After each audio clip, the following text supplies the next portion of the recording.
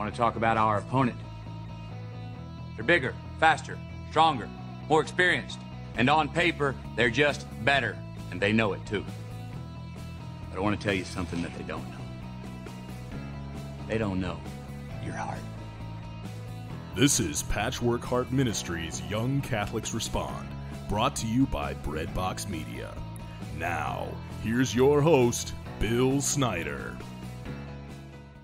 Thanks, Adam, and welcome to the program, everybody. I am Bill Snyder. This is Young Catholics Respond, and thank you so very much for joining me today on the program. I am so blessed to have a wonderful group of listeners, and know that you can always reach out to us on social media by simply searching for Patchwork Heart Ministry on any of the major social media platforms, Twitter, Instagram, Facebook, all that good stuff. We're even on MeWe these days. So just simply search for Patchwork Heart Ministry. Interact with us. We always love hearing your comments and all of that. But I don't want to spend too much time talking about ourselves and our ministry today, because I have a wonderful, wonderful guest with me. His name is Stefan Smart, and he worked as a drama and English teacher for nearly 30 years.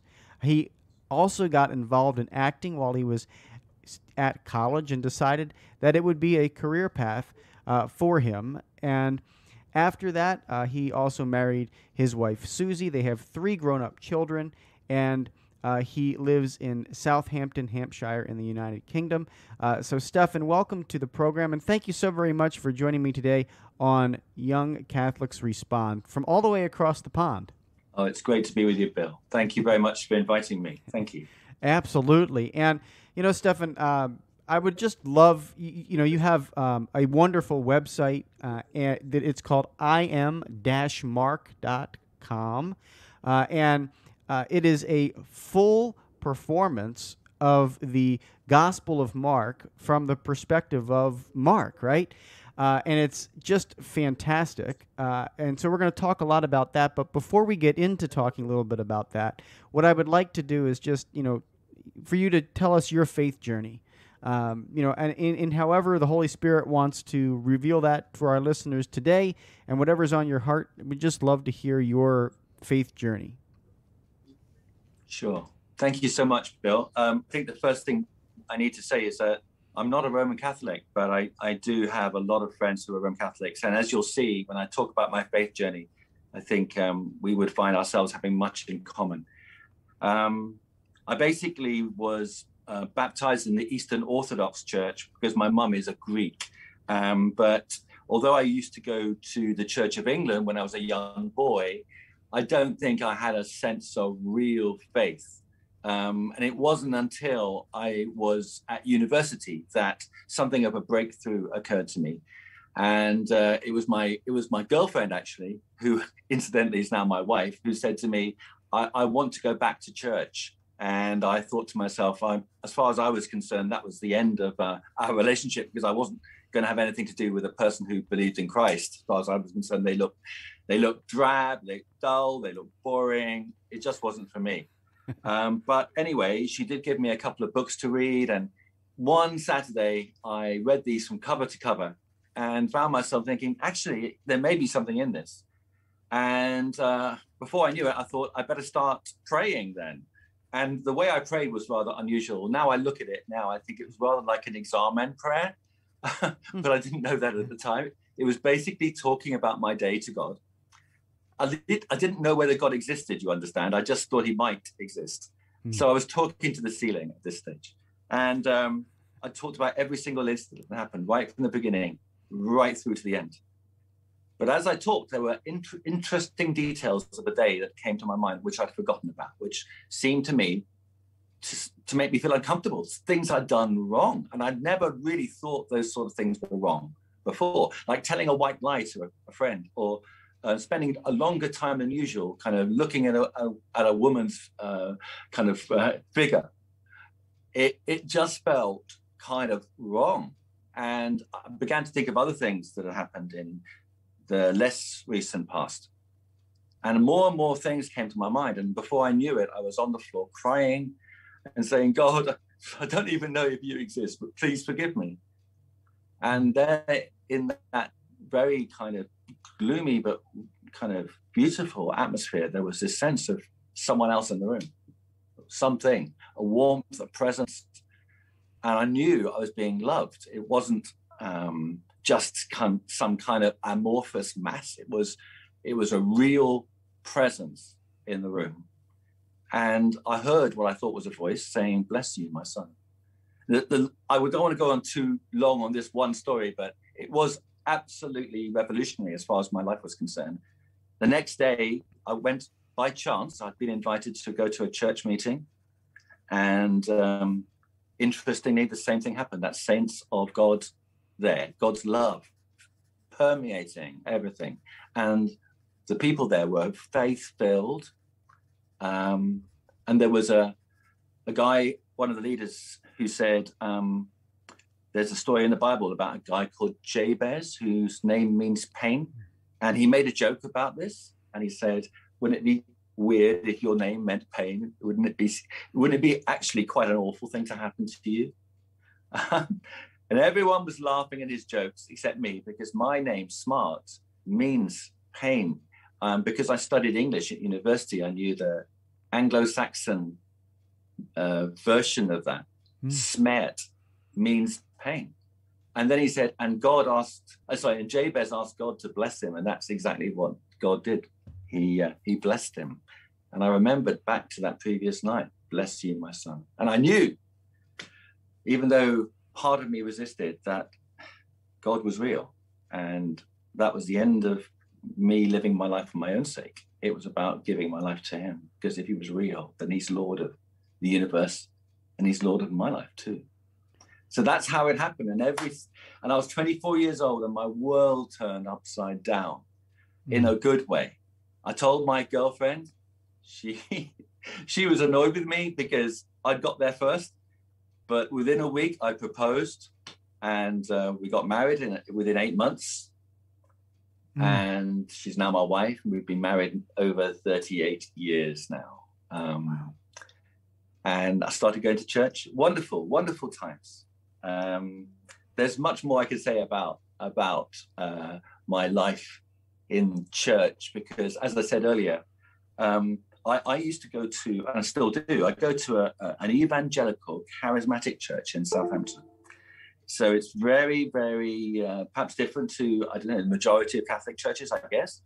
But as I progressed in the faith, I found myself being strangely drawn to more contemplative ways of praying and relating with God. And it was then I started reading a lot of the Catholic books that, many people among your listeners will be familiar with: St. Teresa of Avila, John of the Cross, etc., Ignatius of Loyola. I started exploring those ways of praying too, and found them incredible blessing. Yeah, that's your story is beautiful, Stefan. I just want to say that, and for our listeners, I can certainly know that you have the charismatic dimension of your prayer.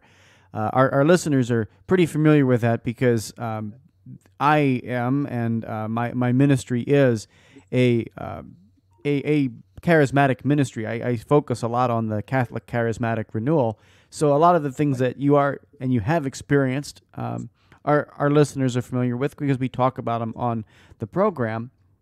And what I really loved is how you said that that moment was revolutionary in your life. That is powerful. That is so powerful, to have a revolutionary moment in your life where you just knew that God was real. And then I love that story of the prayer of Jabez as well, or as you say it, Jabez. And that's a beautiful story and a beautiful prayer. And it's one that's tucked away in the Bible, like in 1st or 2nd Chronicles, I believe, right? Yeah. So it's tucked away in the books of Chronicles, and people are wondering, where do I find this? Well, definitely, Google it and look it up, because there is something very, very powerful about understanding what that story is. And it's just a few lines, but it's very powerful. So wonderful that you are able to, recognize and have that moment, and that transformative moment of God's grace in your life to call you to something greater. So I would love to know, Stefan, just a little bit about right after that event. Right after that event, were there any things that changed for you? That the outward expression. Were there things that fell away from your life, and then were there things that God added into your life and said, "Now I want you to do these things"? Yeah, that's a great question. Thanks, Bill. Yeah, a lot of things changed quite quickly. I immediately started going to church, joined the same place I'd actually been invited to that night, meeting with fellow Christians every week and in midweek as well, becoming aware of what it meant to be part of a Christian community. But what was really happening, what was revolutionary, was what was happening inside me. It was almost as if I had, up to that point, seen the world in like it was black and white, but now I was seeing it in color. Everything had meaning. Creation had meaning.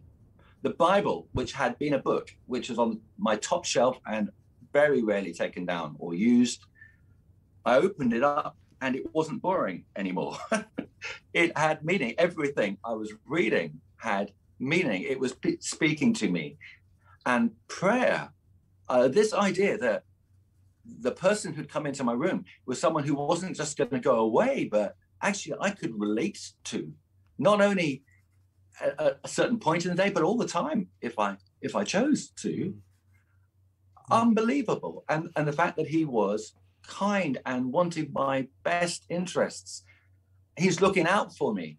He loved me unconditionally. He wanted to change me too. So I recognized there was much about me that was wrong. And I mean, up to that point, I mean, I wouldn't have considered myself a bad person. In fact, many of my friends said, "You're a good guy, a very good guy."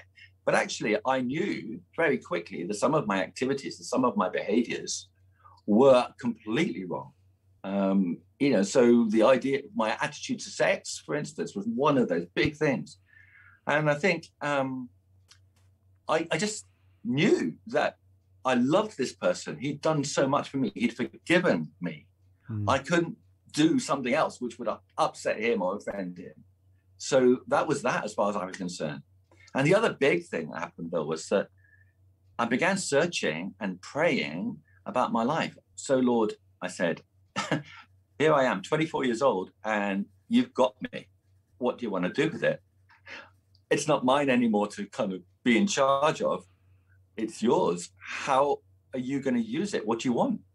And that really is that's really where I Am Mark began. Not that I had that idea then at all, but it was a big thing for me to know what God wanted. I remember one day, one evening, actually, I was going out with some friends in my church, and we were just singing carols around the local area as in a way to try and communicate the gospel to them in a very kind of soft and accessible way. Just singing carols outside people's houses is a kind of tradition in the UK. I don't know if it's the same in the US. But we did this. And I was a young Christian. I was a month old in my faith. And I don't know how you can imagine this. I'm sure you can. These words, which I'd sung many years, had suddenly become actual, real words. Like these words meant something. When it talks about Mary, it talks about Joseph, it talks about the baby, it talks about salvation. I now knew what they meant. And they meant so much. They meant everything to me. So speaking these words and saying them, singing them, I was completely exhilarated. And after the end of the carol singing, everyone went to someone's house to have some warm soup. But I couldn't do that. Although I stayed a little while, I was so on fire that I decided I was going to go down to the local park and carry on singing. I just wanted to carry on. I was so happy with what had happened to me, and so happy that I've met this God who loved me and all the world. That's so incredible. I just carried on for way into the early hours. And by about 2:00 in the morning, everything had become still, but I was still in the park. I mean, anyone who'd walked by at that point would have seen me jumping up and down and singing would have thought I was absolutely crazy, but I didn't care. But by 2:00 in the morning, there was no one else around. And it was really silent, not just silent kind of in that area, although it was more this silence had descended. And it felt like God wanted to say something. It was a moment. And I found myself thinking I heard something like, this impression was very strong. I want you to go into the world and I want you to tell people about the love you've experienced. Oh, wow. And when he said into the world, I think he meant all the world. At least that's how I interpreted it. I want you to go into all the world and tell people about this love you've experienced. Wow. That was it. So incredible. So that made my life, that did overturn everything. I was a student. I was studying to do a PhD in history. And I carried on. I kept doing it. But that moment has changed my life because I've never forgotten it. It's always come back to me. Something about this is what I'm supposed to be doing. I spent 36 years working out what that might be, to be honest. I spent 36 years still trying to understand it. And it's only now, I think, for me, that those words have come into their own. I could talk more about that. It's an interesting story because as soon as I finished my university, I became a teacher, as you said. And I loved my job. I absolutely loved this. As an English teacher and as a drama teacher, it was just up my street. And the kids loved me, to be fair. We really got on well. And I enjoyed that job for, as you said, nearly 30 years. But all the time, there was this sense there was more that God wanted me to do. It wasn't anything, what I was doing seemed so parochial compared to what I thought God had said. Yeah. And I would get very frustrated. I'll be honest. I used to get very frustrated with God, with my situation. At the same time, realizing how many blessings he'd given me through my situation, how much I was enjoying it, how much he was with me in it all the time. He helped me. He was a co-laborer, as it were. Nevertheless, there was this niggle and this kind of, this holy frustration, I'll put it that way, that never went away. Awesome stuff. And it culminates into this amazing I Am Mark production that you put on now. And so I want to talk about that. I've got to take a short break here, Stefan, but when we come back from that break, I want to talk with you all about this I Am Mark production that I think really was the answer to what you were just talking about. That answer to that, to telling the world about Jesus Christ. So we're going to take that short break. When we come back, we're going to continue our conversation with Stefan Smart. Folks, don't go anywhere.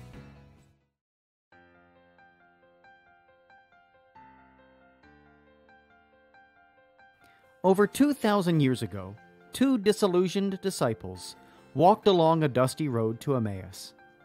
They had just witnessed Jesus, their friend and leader, whom they hoped to be the Messiah, suffer a gruesome death by crucifixion. Doubt, fear, and uncertainty clouded their conversation as they journeyed home, questioning the future. Until something miraculous happened. The risen Jesus appeared and answered their questions. Today, many young Catholics step onto college campuses with numerous questions about their faith, yearning to know if the seed of faith given to them as a child is both true and practical. Using the miracle on the road to Emmaus as a model, young adult ministers conversed weekly for 3 months with college students about the most pressing questions they had about the Catholic faith. As they journeyed together virtually, something amazing happened.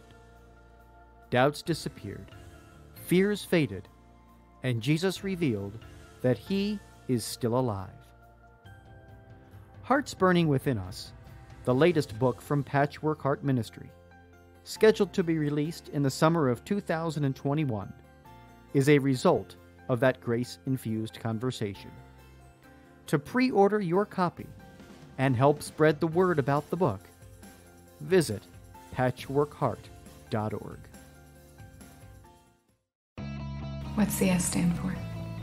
It's not an S. On my world, it means hope.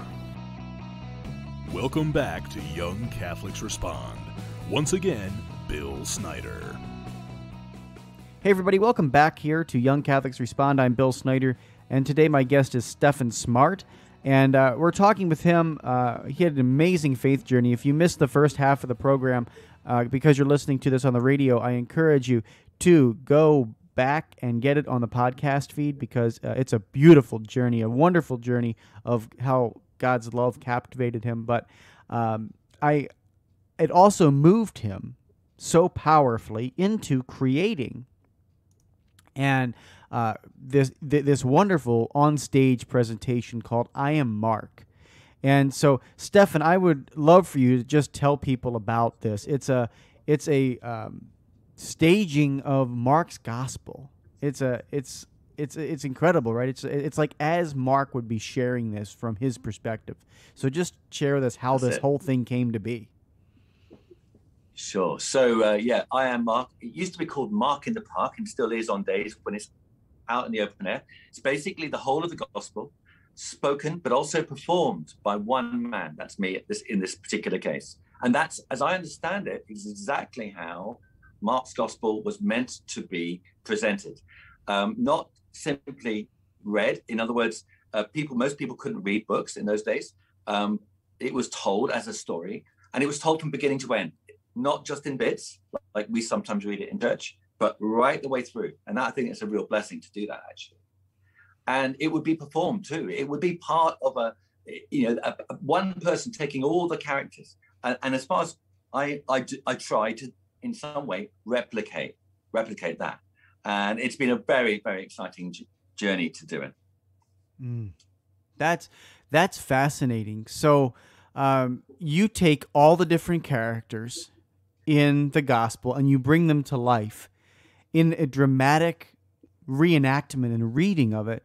What is the reaction? What do people walk away with when they encounter this wherever you're performing it? Yeah, I think that one of the main reactions is, and people tell this me constantly, is I was there. I could see it before my eyes, even though it's just one person. And what would happen in my acting would be, as one character, I would be in one space, and then I would move to another one to be the person who was kind of responding to the first. But just that simple movement was so captivating the imagination, it seems, that people were actually saying to themselves, I could see it. I could see it as if it was really happening in front of me. And that's been the most kind of heartwarming kind of response of all. But it happens so often, I'm beginning to believe it must be true. Yeah, absolutely. And what is it like for you, too, to take on all of those different roles? I mean, even the role of Christ, I'm assuming that is just such an incredible, powerful spiritual moment for you. Yeah, it definitely is. I mean, so many stories. I mean, I think the main thing is I see the whole thing as a prayer in the sense that I'm desperate not to lose contact with the Lord myself as I'm doing it. That's number one. And so I'm doing it for him to all intents and purposes. But also, it's been an experience where quite regularly I've been overcome by these amazing experiences of God's love for me personally. Even in rehearsal, there'd be times when I'd be bursting into tears because a particular word or particular phrase would hit me for the first time. And I recognized God's voice in it for me personally as I went through the movements and did the acting for this particular part of the story. And there's one, in terms of the character of Jesus, I mean, my desire, and my directors helped me a lot here, is to communicate complete and unconditional love to whoever Jesus talks to, even his sworn enemies, even his murderers, the way in which he does things is always out of love. Even if he's rebuking people, it's always out of love. And I remember one particular moment, I was doing this performance in a high street in Watford in England. And before the performance, I said to God, I said, Lord, I know it's an awesome responsibility to take on your son as a performance. Please, can you, and these are the words I said, can you download as much of his personality into me before I go on stage as you can? And then I did it. I did the performance. And I honestly can say this. I was so full of love for people. Honestly. And there were people, one or two people walking down that street who didn't like what they were seeing. And one guy threw a bottle of kind of fizzy drink right into the area of the performance. But my attitude was unfazed, completely loving. And more than that, the people who watched this, there were a large crowd who watched this. They could tell it, they could see it. And they were caught up in this kind of bubble of incredible peace. It was the most astounding performance. It felt like must be what it was like for Jesus himself. Yeah. That's so incredible that, you say, can you download as much of him into me? And I love that. Like, I just love that. It's being able to transform our hearts and minds closer and closer to Christ. And being able to put on a production like this that helps people experience the gospel in an emotional way and experience the gospel in a real and charismatic way is beautiful. So thank you for listening and answering the call placed on your heart to do such. I want to ask you in the few minutes that we have to close the program how people can encounter this. I know you've performed it all over the world. I know that you have done this, in many different areas. I know it's on video, but tell people how they can encounter this, and especially encounter it in person. Cool. So it is, as you say, on video. So if your listeners will go to find CMAX TV and search I Am Mark on it on CMAX TV, they will find it there. And it's the whole performance from beginning to end, all 16 chapters. And it's the most recent performance as well. Because of lockdown and the COVID situation, I haven't done that many live performances. So this is the most recent one. If you want to find out more about the film and indeed all about what I do, you could also go to www.iam-mark.com.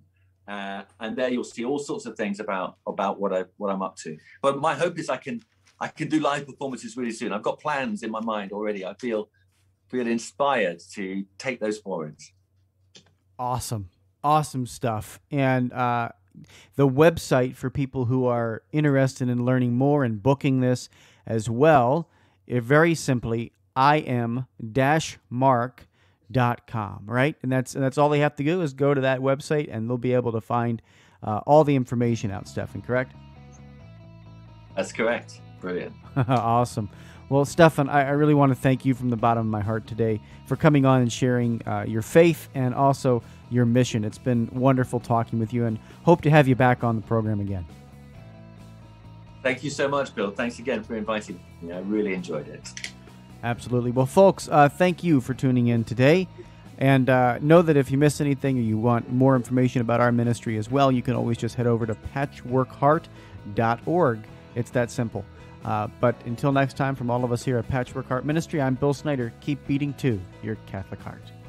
You've been listening to Young Catholics Respond, a radio initiative of Patchwork Heart Ministry. To learn more about our ministry and program, visit us at patchworkheart.org. Or to get exclusive access and early ministry updates, become our patron on Patreon by searching for Patchwork Heart Ministry.